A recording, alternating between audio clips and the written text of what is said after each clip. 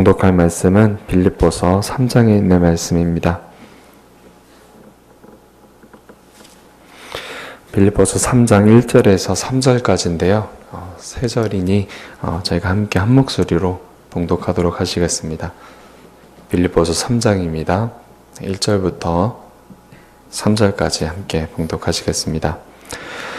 끝으로 나의 형제들아, 주 안에서 기뻐하라. 너희에게 같은 말을 쓰는 것이 내게는 수고로움이 없고 너희에게는 안전하니라.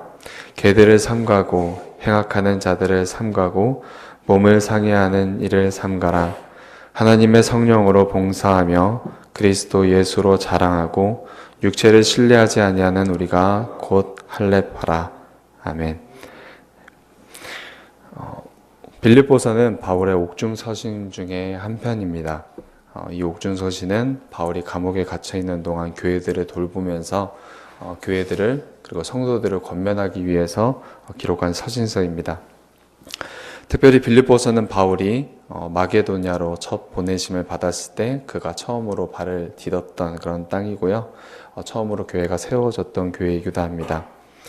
마게도냐의 첫 성이기도 하고 로마의 식민지였던 빌립보 성에서 바울은 수일 동안 유하다가 안식일에 기도할 곳을 찾는 중에 문 밖에 강가에 모여있는 여인들에게 복음을 전했고 그 중에 자주장사 루디아를 만나서 그에게 복음을 전하면서 그와 그 집이 다 예수를 믿게 되는 그런 사건이 있었던 곳이 바로 빌립보 교회가 있는 곳입니다.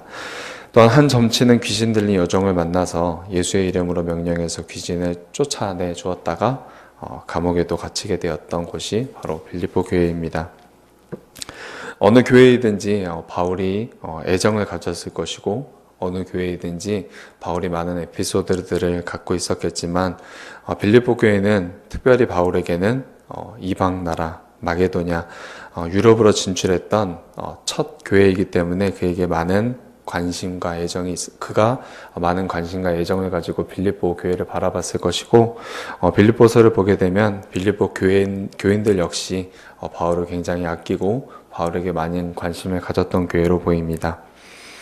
바울 사역에 그렇게 많은 관심을 가지고 기도했었던 그들은 그가 갇혔다는 소문을 듣고 자신들의 물질들을 모아서 자신들의 사역자인 에바브로디도의 편에 보내서 바울을 위로하고 돕도록 했다는 것이 1장에서 우리가 이미 배웠던 내용입니다. 하지만 우리가 잘 들었듯이 빌립보 교회가 바울을 사랑하고 어떻게 하면 바울의 의견을 잘 따라서 하나님을 잘 섬길까 고민했던 교회이지만 그렇게 바른 길을 걸었던 교회는 아닙니다. 빌립보 교회이지만 그 교회도 죄인들이 모이는 교회였고 교회 안팎에 여러 가지 위험 그리고 유혹들이 있었기 때문에 그들 안에도 많은 문제를 가지고 있었습니다. 내부적으로 외부적으로 갖가지 문제들을 가지고 있었습니다. 하지만 바울은 그의 첫 기도에서도 1장에서 드러나는 그 기도인데요. 그 기도에서도 드러났듯이 바울이 빌립보 교인들에 대해서 걱정은 했지만 그 마음속에 한 가지 확신이 있어서 낙심하지는 않았습니다. 왜냐하면 빌립보 교인들에게 복음을 알게 하신 그 하나님께서 하나님의 뜻대로 살게 하신 그 하나님께서 빌립보 교인들 안에 착한 일을 시작하신 분이기 때문입니다. 이미 1장 6절에서 저희가 함께 살폈던 내용입니다. 오늘 빌립보서 3장을 보실 텐데요. 빌립보서 3장 1절에 끝으로 나의 형제들아 이렇게 말하는 것을 보시면 아시겠지만 1장 2장에 있는 그런 내용들을 한번 정리하면서 자기가 사랑하는 그런 에베소 교회에게 빌립보 교회에게 어떻게 하면 너희들이 이 교회 안에서 하나님을 더 기쁘시게 하고 이 어려운 가운데 어떻게 하면 해답을 찾을 수 있을까 알려주는 그런 서신서입니다. 이 서신서를 보게 되면 저희들이 얻는 유익이 무엇일까 생각할 때 저희도 이 땅의 어려움을 보게 되고 자기 자신들의 문제를 보게 되고 또 교회 안에 일어나는 또한 교회 밖에서 교회를 공격하는 그런 문제들을 보면서 우리가 어떻게 행동을 취해야 되고 어떤 마음을 가져야 될지 굉장히 많은 고민을 갖게 되는데요. 그런 고민 가운데 있을 때 이 빌립보 교회가 일말의 해답을 주님 안에서 찾을 수 있도록 도와줄 것입니다. 빌립보 교회, 유럽의 첫 교회가 있는 지역이었던 이 빌립보 교회에 바울은 남다른 애정을 드러냅니다. 바울이 빌립보 교인을 얼마나 아꼈는지, 그가 예수 그리스도의 심장으로 내가 너희 무리를 얼마나 사모하는가 하나님이 내 증인이다. 1장 8절에서 그렇게 얘기했던 것이 바울이 이제 과장하거나 거짓말하는 사람이 아니기 때문에 그가 얼마나 빌립보 교회를 사랑했는지 알 수가 있습니다. 바울은 빌립보 교인들의 사랑이 어떻게 풍성해지길 원했느냐? 그들이 지식과 총명함으로 점점 더 풍성해지길 원했고, 지극히 선한 것을 그들이 잘 분별해서 진실한 자들로 그들이 서기를 바랬습니다. 그리고 예수님으로 말미암아 빌립보 교인들의 삶에 의의 열매가 가득하기를 바랬습니다. 또한 바울은 빌립보 교인들이 하나님의 뜻으로부터 어그러지고 거스리는 그런 세대 가운데서 흠이 없고 순전하고 하나님의 흠없는 자녀로서 세상 가운데 그들의 빛을 나타내는 자가 되기를 원해서, 즉 어그러진 세상 중에 그리스도의 빛을, 생명의 말씀을 비춰주는 그런 자들이 되기를 원했습니다. 그렇게 될 때 복음을 전하기 위해 썼던 자신의 수고가 헛되지 않기를 그들에게 바랬습니다. 그래서 훗날 바울이 주님을 뵐 때, 주님, 이들을 보십시오. 주님의 뜻을 따라 복음을 전해주었던 에베소 교인들인데 그들이 얼마나 아름답고 기특합니까? 라고 말할 수 있도록 이렇게 말씀드릴 수 있기를 바울이 사모하면서 이런 말들을 했었습니다. 그런데 바울에게 빌립보 교인들이 헌금을 가지고 온 에바브로 디도로부터 들려오는 이야기는 좋은 내용보다는 가슴 아픈 이야기들이 많았습니다. 걱정이 생기지 않을 수가 없었습니다. 그들에게는 외부적인 박해도 많이 있었습니다. 빌립보 교회 교인들에게 공격하는 많은 외부적인 압박도 있었지만, 바울에게 더 크게 느껴졌던 문제는 빌립보 교회가 가지고 있던 내부적인 분열의 문제였습니다. 이런 그들의 내적 분열은 인간의 죄성과도 관련이 있지만, 그들 안에 가만히 침투한 다른 복음 사상들이 그들의 생각과 삶에 혼돈을 가져오고 서로의 생각 차이로 인해서 그런 갈등이 야기되었다라고 이야기를 하고 있습니다. 그래서 1절에 지식과 총명함으로 너희들이 풍성해서 너희들의 사랑이 더 풍성해지길 원한다고 했던 그런 말을 했던 이유가 바로 여기에 있습니다. 그들이 다른 복음을 지식으로서, 총명함으로써 분별하기를 원하는 그런 바울의 의도가 담겨 있는 것입니다. 빌립보서가 쓰여졌던 시대에는 다음에 언급하게 될 세 종류의 다른 복음, 그리고 다른 사상들이 침투했던 시기입니다. 첫 번째로는 유대 기독교주의자들입니다. 그들은 바울이 전했던 복음의 은혜에 반대되는 내용들을 전했습니다. 다시금 할례, 율법을 준수하도록 했습니다. 다시 빌립보 교인들로 하여금 그 율법과 할례에 얽매이도록 했습니다. 구원을 얻기 위해서는 율법을 지켜야 한다고 얘기했고 할례를 행해야 한다고 요구했던 것입니다. 그들은 자신들이 복음에 대해서 이해가 부족했는데 할례와 율법에 얽매이는 삶을 사는 것으로 만족하지 않고, 그렇게 행동하지 않는 상대방들을 깎아내리면서 교회 안에 너는 왜 할례를 행하지 않느냐, 너는 왜 율법을 지키지 않느냐, 이렇게 정죄하면서 교회를 자꾸 분열로 이끌었던 것입니다. 이러한 모습은 3장 1절에서 16절에 잘 드러나고 있는 문제입니다. 저희가 다 읽지는 않았지만 바울은 그들이 자신들의 육체를 자랑하면서 할례를 행했던 자신들의 육체, 즉 율법을 지키기에 앞장섰던 자신들의 육체를 자랑하는 그들을 정죄하는, 그리고 그들을 비판하는 바울의 모습을 보게 됩니다. 인간이 내세울 수 있는 이런 율법의 자랑들은 오히려 그리스도를 잃게 하는 그런 배설물과 같은 의라면서, 바울 자신도 그렇게 자랑할 만한 그런 육체적인 자랑들이 많이 있지만 나는 그것을 배설물로 여긴다라고 이야기를 합니다. 그래서 그리스도를 믿는 그 믿음으로 말미암는 그 의를 내가 잡기를 애쓴다라고 설명하고 있습니다. 둘째로는 영적 체험을 강조하는 이들이 그들 가운데 있었습니다. 그들은 자신들이 남다르게 경험했던 영적인 체험들을 강조하면서 마치 지금의 순복음 교단들이 예전에 범했던 그런 병폐인데요. 방언 기도를 하지 못하면 그들의 구원을 의심했듯이 영적 체험이 이 땅에서 얻을 수 있는 구원의 한 징표로서 생각했었습니다. 그래서 성도들로 하여금 영적인 체험을 하도록 의도했는데 여기서도 마찬가지로 영적 체험이 좋다고 말을 할 수 있습니다. 영적 체험은 좋은 것입니다.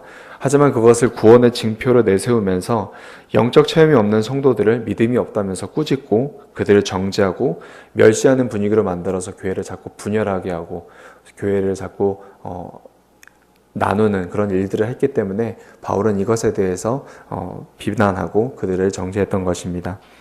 셋째는 현세에서 겪는 고난에 대한 정죄 일변도의 그런 분위기였습니다. 소위 지금 영광의 신학 그리고 승리의 신학으로도 불리우는 이런 분위기인데요. 지금 우리 시대에만 있었던 것이 아니라 당시 이 말씀을 읽는 당시에도 교회 안팎에 있었던 그런 분위기였습니다. 안팎으로 분열과 박해를 받았던 초대교회 당시에도 이런 분위기는 있었습니다. 이들은 예수님의 재림 때에 있을 구원의 완성이나 미래적인 소망에 관심 받기보다는 지금 현세에서 우리가 구원을 누려야 된다. 우리가 복을 받아야 된다. 우리가 승리자로 살 수 있다는 것을 강조했던 그런 사람들입니다. 하나님께 사랑받는 구원받은 성도라면 이 땅에서도 완전한 구원을 누려야 되고 영광과 승리를 얻어야 되지 않느냐라고 말을 했던 사람입니다. 그럴듯한 말로써 우리들에게 들리기도 합니다. 이러한 말로써 교회를 어지럽히고 성도들을 미혹했던 것입니다. 여기서도 문제는 이것을 교회의 분열로서 가져왔던 것입니다. 하나님을 잘 믿으면 복을 받을 수 있고 또 하나님께서 은사로서 하나님께서 복을 주시기도 합니다. 부와 명예, 권력을 주시기도 합니다. 하지만 이들은 그것을 구원과 하나님의 신앙에 대한 징표로서 설명했던 것입니다. 그래서 현세적으로 고통받는 성도들을 가슴 아프게 하고 그들을 정죄했었던 것입니다. 이러한 시선으로 빌립보 교인들의 몇은 갇힌 바울을 보면서 걱정만 한 것이 아니라 바울을 비난했던 사람도 있습니다. 또한 에바브로디도가 헌금을 거두어 가면서 그들에게 밉보인 것도 있고 오해를 산 것도 있었나 봅니다. 그래서 그가 병을 얻었을 때 빌립보 교인들이 생각하기를 에바브로디도가 지나치게 헌금을 거둬서 혹은 어떤 잘못으로 인해서 죄를 지어서 병에 걸린 것이다 라고 비난하기도 했었습니다. 바울은 그것에 대해서 올바로 그들의 지식을 수정해 준 것입니다. 바울은 빌립보 교인들이 가지고 있던 그릇된 것, 즉 영광의 신학의 잘못됨을 비판하면서 지적하면서 그들로 하여금 하나님 나라의 시민권을 바라보게 하고 이 땅에서 펼쳐지는 것들이 중요한 것이 아니라 하늘나라에서 우리가 바라보는 그런 상급이 진정한 것이다 라면서 3장 17절부터 21절에 다시금 하나님 나라의 상급을 바라보게 하고 이 땅에서의 영광의 신학에 대한 그릇된 점을 지적하고 있습니다. 바울은 자신의 애정을 가지고 복음을 전했던 빌립보 교회가 이렇게 세상 안팎에서 일어나는 그런 문제들로 인해서 분열된 위기에 처해 있다는 그런 에바브로디도의 소문을 듣고는 빌립보 교회의 연합을 위해서 빌립보 교회에게 몇 가지 교훈의 말들을 남깁니다. 첫 번째로는 복음에 대한 바른 지식과 총명함으로 분별하라는 메시지인데요. 1장에서 나오는 내용입니다. 바울의 기도에서도 아까 말씀드렸지만 그들의 사랑이 풍성해질 수 있는 방법은 지식과 총명함으로 그들에게 내려지고 있는 안팎으로 침투하고 있는 유혹들과 그릇된 지식들을 거부하라는 것입니다. 지극히 선한 것을 분별해서 진실하기를 바랬고 예수님으로 말미암아 의의 열매가 가득하기를 바란 것입니다. 바른 지식과 총명함으로 이런 것들을 분별하도록 한 것입니다. 잘못된 사상과 다른 복음을 분별하도록 한 것입니다. 또한 두 번째로는 2장에서 드러나는 것인데 그리스도의 마음을 본받으라는 것입니다. 예수 그리스도 안에서 이루어지는 모든 일들을 할 때에는 2장 앞부분에 나오는 부분인데요. 이것이 무슨 권면이든 그러니까 교회 안에서 이루어지는 일들입니다. 무슨 권면이든 위로이든 교제이든 긍휼이든 자비이든 마음을 같이 해서 같은 사랑으로 뜻을 합해서 한 마음을 품으라고 이야기하고 있습니다. 하나님의 일을 하는데 교회 안에서 위로를 하고 권면을 하고 교제를 하고 긍휼을 베푸고 자비를 베푸는데 다툼과 허용으로 하는 사람들이 그때 당시에 있었던 것입니다. 그리고 그것은 지금 교회도 마찬가지입니다. 그래서 바울은 아무 일에든지 이런 교회 안의 일들이 다툼이나 허용으로 일어나지 않도록 오직 겸손한 마음으로 자기를 높이는 마음으로 하는 것이 아니라 타인을 더 낮게 여김으로 이 일들을 하라고 합니다. 또한 자기 일들을 돌볼 뿐만 아니라 다른 사람의 일도 같이 돌보아 줌으로써 하나 되어서 서로 돕는 일을 바울은 권면하고 있습니다. 그래서 복음을 전했던 이 바울의 마음을 기쁘게 해달라고 요구하고 있습니다. 그리고 이 같은 일이 어떻게 가능한지에 대한 답으로 그리스도 예수의 마음을 품으라고 그들에게 권면하고 있습니다. 예수님에 대해서 설명을 해주는 것입니다. 예수님이 어떤 분인지 알려주는 것입니다. 그분은 하나님의 본체셨지만 하나님과 동일한 대우를 받지를 원치 않으셨고 자기를 비워서 종의 형체를 가지셔서 자기를 낮추셔서 하나님의 말씀에 자기의 욕심이나 자기의 뜻을 뒤로 하고 죽기까지 복종하신 그 마음을 본받으라고 한 것입니다. 우리도 주님의 일을 할 때 마찬가지입니다. 남들보다 더 대우받기를 원하고 낫기를 원해서 남을 비판하거나 판단해서는 안 됩니다. 남보다 나은 대우를 얻기 위해서 우리가 자세를 취해서는 안 됩니다. 자기를 낮추어서 하나님의 복음에 비추어 봤을 때 내 뜻이, 내 욕심이 옳지 않다면 죽기까지도 복종해야 되는 것이 바로 예수님의 마음을 품고 교회가 하나 되기 위해서 애쓰는 자의 마음입니다. 그리고 오늘 본문인 3장은 이것에 대한 정리글로서 마지막 당부의 내용입니다. 삼가야 될 것, 그리고 우리가 취해야 될 것, 이 두 가지로 이야기하고 있는데요. 3절을 보시면 먼저 개들을 삼가고 2절이네요. 개들을 삼가고 행악하는 자, 몸을 상해하는 일들을 삼가라고 이야기하고 있습니다. 유대인들은 당시 이방인들을 교제할 수 없는 더러운 자라는 의미로서 개라고 멸시했었습니다.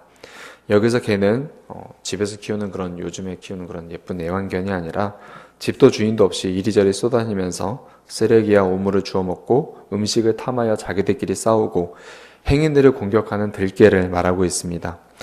바울이 이르기를 기독교 유대주의자들이 그런 모습을 가졌다고 이야기하는 것입니다. 겉으로는 기독교의 발원지인 유대교에서 온 사람들로 그럴듯한 외모 그리고 많은 성경적 지식을 가지고 있었지만 그들의 그릇된 복음에 대한 지식은 이리저리 다니면서 자신의 의를 높이기에만 바빴지 다른 사람을 세워주는데 다른 사람에게 복음을 온전히 전하는 데는 미약했습니다. 복음에 의지해서 그리스도를 붙드는 이들을 오히려 공격했습니다. 분열하게 만들었습니다. 그리고 항상 사람들에게 피해를 주고 이리저리 다니면서 사람들을 헛듣고 그들을 정죄하면서 그들을 괴롭히는 자가 바로 이 유대주의자들이었습니다. 현대교회에도 마찬가지입니다. 오래 믿은 사람이고 오래 하나님을 섬기는 자로 그럴듯한 외모를 가지고 그럴듯한 성경 지식을 가지고 있지만 그가 있음으로 인해서 교회가 더 풍성해지고 사랑이 넘치는 것이 아니라 그것으로 인해서 서로를 미워하게 되고 서로를 정죄하게 되는 분위기로 만드는 그런 것들을, 그런 행위들을, 그런 사람들을 삼가라고 하고 있습니다. 그들은 자칭 율법의 의를 추구하는 선행자였습니다. 하지만 사실 그들은 율법에 따른 행위로 구원을 받으려 했던 자들로서 자신뿐만 아니라 타인에게도 피해를 주는 그런 악행자였습니다. 할례를 하나님과 자신의 언약관계의 상징으로 보는 것은 옳은 내용입니다. 하지만 할례의 외적 상징만을 중요시하고 마음의 할례는 무시했던 자들입니다. 그리스도께서 오신 이후로는 할례로 상징된 언약관계가 그리스도의 죽음과 부활로서 완전히 실현되었습니다. 하지만 그들은 아직까지도 할례 자체에 가치를 부여하고 의미를 부여했습니다. 한글 개역을 보시게 되면 손할례당이라고 번역되어 있습니다. 지금 저희가 보는 성경으로는 몸을 상해하는 일이라고 적혀 있는데 이 같은 것을 삼가라 하고 있습니다. 바울은 이렇게 다른 복음으로 그리스도의 사랑과 용서를 믿음으로 사랑과 용서로서 구원받는다는 그런 복음의 진리를 바꾸려는 자들을 가차없이 비난하면서 육체를 신뢰하고 육체를 자랑하는 그들처럼 살지 말고 자신의 의로서 하나님의 일을 하지 말고 자신의 의로서 하나님 앞에 서지 말라고 그들에게 이야기하고 있습니다.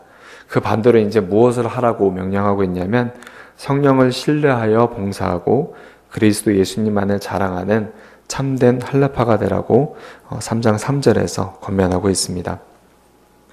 바울은 이 같은 자신의 주장을 뒷받침하기 위해서 유대주의자들과 자신의 옛 모습을 비교하고 있습니다. 4절과 6절인데요. 유대주의자들이 신뢰하는 그것이 자신에게도 있는데 그들보다 더 많다고 이야기하고 있습니다. 태생적인 요건, 즉 그는 태생적으로 유대인이었습니다. 부모에게 물려받은 조건, 정통 유대인이었고요. 계종이 아닌 출생으로서 그는 신민, 하나님의 백성이었습니다. 그리고 그는 베냐민 족속이라고 되어 있는데 그것은 무엇이냐면 늘 메시아의 왕조인 다윗 왕조에 충성하면서 요직에 있었던 자라고 이야기하는 것입니다. 또한 그는 태생적인 조건뿐만이 아니라 후생적인 요건들로도 자신은 충족하다라고 이야기합니다. 바리새인의 아들로서 태어났습니다. 가말리엘 문화라는 보수적인 교단 학교에서 철저한 지적인 교육을 받았습니다. 철저히 히브리적 생활 방식을 익혀서 율법을 준수했던 사람입니다. 누구보다 열정적으로 유대교의 율법을 지켜서 교회를 핍박하기까지 했던 그런 사람입니다. 근데 바울은 이렇게 고백하는 것입니다. 그런 자신의 요건들이 자기에게 유익이 되는 것이 아니라 오히려 그것을 자기 자신을 의지하게 되는 그런 악한 것이다 라고 이야기를 하는 것입니다. 그래서 그리스도를 아는 지식이 자신에게 있어진 후에는 과거의 이익으로 보았던 것들이 이제는 손해로 보이고 심지어는 배설물처럼 보인다라고 배설물과 같이 여겨졌다라고 이야기를 하는 것입니다. 그래서 바울은 그리스도를 믿음으로 얻는 하나님의 의를 취함으로써 그리스도를 아는 것과 그분의 부활의 권능을 아는 것, 그래서 고난에 참여하고 그의 죽으심을 본받는 삶을 우리가 살아야 된다라고 가르쳐주고 있습니다. 자신의 의를 내세우거나 자신의 의로서 사는 것이 아니라 고난에 참여하고 죽으심을 본받는 것입니다. 또한 바울은 그리스도 안에서 이미 완전해졌다는 그릇된 완전주의를 경계하면서 완전을 향해서 부지런히 달려가야 된다고 이야기하고 있습니다. 그때 당시에 어떤 이들은 이미 자신이 그리스도에 의해서 완전해졌기 때문에 무슨 죄를 저질러도 자기는 회개기도 하면 된다. 이미 죄를 지었지만 괜찮다라고 말하는 사람들이 있었습니다. 바울은 그들을 향해서 그리스도 안에서 부르신 하나님의 상을 향해서 우리는 그리스도께까지 자라가야 된다라고 자라나야 된다고 말하고 있습니다. 우리의 성숙이 중간에 멈추지 않기를 바라는 것입니다. 우리가 어린아이로 멈춰있는 그런 아이들을 보게 되면 그의 미성숙을 안타까워하듯이 하나님께서도 우리가 하나님을 믿는 것에서 끝나고 예수님을 믿는 것에서 끝나게 되면 안타까워하십니다. 하나님께서 바라시는 것은 우리가 그리스도의 장성한 분량까지 자라나는 것입니다. 그때까지 주님은 멈추지 않으시고 우리에게 의를 교육하실 것이고 사랑을 교육하실 것입니다. 바울은 이렇게 자기가 사랑하는 애정을 가지고 있는 빌립보 교인들의 성장이 멈추고 있는 것을 가슴 아파했습니다. 그리고 그들이 더 나아가서 18절에 보시게 되면 십자가의 원수들처럼 행동하는 것을 가슴 아파했습니다. 왜냐하면 그들이 구원받았고 주님으로 인해서 의롭게 되었다는 것을 빌미로 해서 악한 행위로 계속해서 악한 열매를 맺었기 때문입니다. 그래서 결국 그들이 얻을 것은 멸망의 열매라는 것이 너무나 바울의 마음을 아프게 했습니다. 자신의 몸이 성전인 줄 알았다면 그 몸으로 하나님을 섬겨야 되는데 그 몸으로 자기의 욕심을 채우기에 바쁜 그런 모습을 보았습니다. 그것은 지금 한국교회도 마찬가지입니다. 우리에게 구원의 복음이 전파되어서 우리가 주님으로 인해서 의롭게 된 것을 아는데 성도들의 삶을 보게 되면 저로부터 시작해서 많은 성도들이 자신의 육체를 주님께 드리기보다는 자기의 욕심을 채우는데 많이 쓰는 것을 보게 됩니다. 그래서 바울은 마지막에 이야기하기를 20절에는 우리는 땅의 일을 생각하는 자가 아니라 하늘의 일을 생각해야 되는 하늘의 시민권자이다. 땅에 너무 집중해서 땅의 욕심에 집중하지 말아라 라고 가르쳐주고 있습니다. 이제 말씀을 마치도록 하겠습니다. 빌립보서는 빌립보 교회의 성도들을 사랑하는 바울이 쓴 서신서입니다. 바울이라는 사람을 통해서 전달하시는 하나님의 메시지입니다. 그리고 하나님의 애정, 걱정, 그리고 교훈이 담겨져 있습니다. 그리고 그 메시지는 때로는 그때의 에베소 교인들만 향하는 것이 아니라 현재 살고 있는 우리들에게도 향한 내용입니다. 교회 밖에 문제들이 많이 있습니다.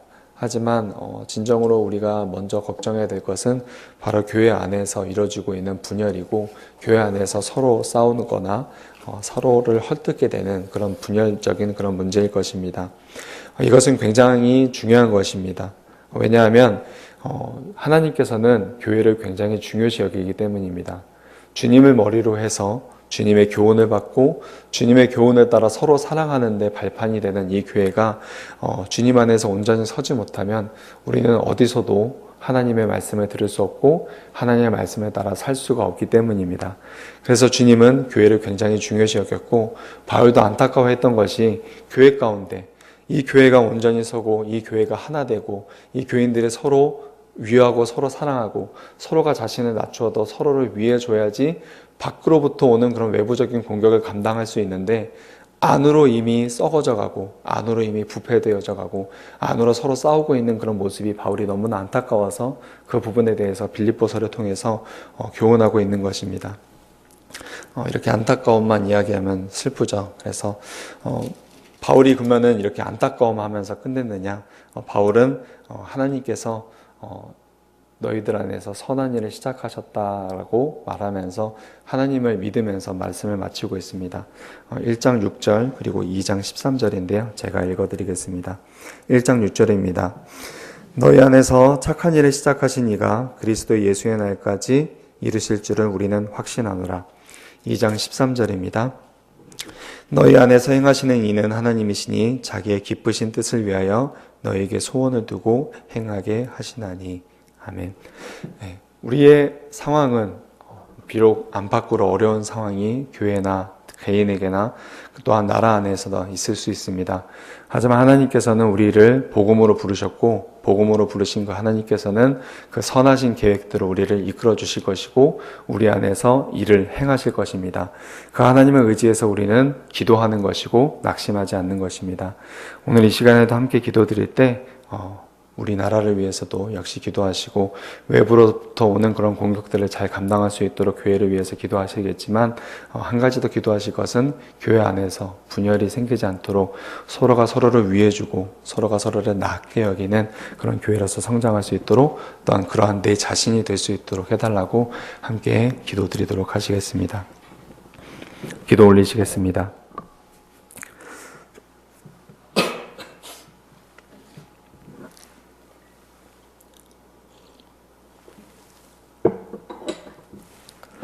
하나님 아버지, 오늘도 우리를 사랑해 주셔서 우리로 하여금 하나님의 말씀을 바라보게 하시고 말씀과 상관 있게 살도록 하시니 감사드립니다. 저희가 잘 사는 줄 알고 믿음으로 의롭게 되었으니 어떻게든 살아도 된다고 생각하고 있었지만 하나님 아버지께서는 그리스도의 장성한 분량까지 우리를 키우시겠다 말씀하시며 우리 안에 선한 일을 시작하신 그 하나님께서 그 선하신 일을 이루시겠다고 말씀하시고 또한 약속하셨음을 오늘 말씀을 통해서 확인하도록 하셨습니다. 하나님 아버지, 저희들은 많이 연약하고 외부로부터의 공격도 있고 내부로부터의 공격들도 분열들도 많이 있지만 하나님 아버지께서 우리를 성숙시키시고 주의 성령께서 우리와 함께 하시며 말씀으로 우리를 교훈시키시니 우리가 주님 안에서 서로 하나 되고 이 교회가 하나님께서 기뻐하는 교회로 나아가게 될 줄로 믿습니다. 하나님, 저희들이 이 교회를 위해서 기도하겠습니다. 또한 이 나라를 위해서 기도하겠습니다. 또한 내 자신을 위해서 기도할 터이고 또한 우리의 가족을 위해서 기도할 터이니 주님께서 은혜를 내려주셔서 저희가 주님의 뜻대로 주님의 선하신 계획대로 순종하면서 그리스도를 본받아 사는 저희들이 될 수 있도록 하시옵소서. 모든 것 감사드립니다. 우리를 그리스도에게 심으신 주님을 의지합니다. 예수님 이름으로 기도드렸습니다. 아멘. 하늘에 계신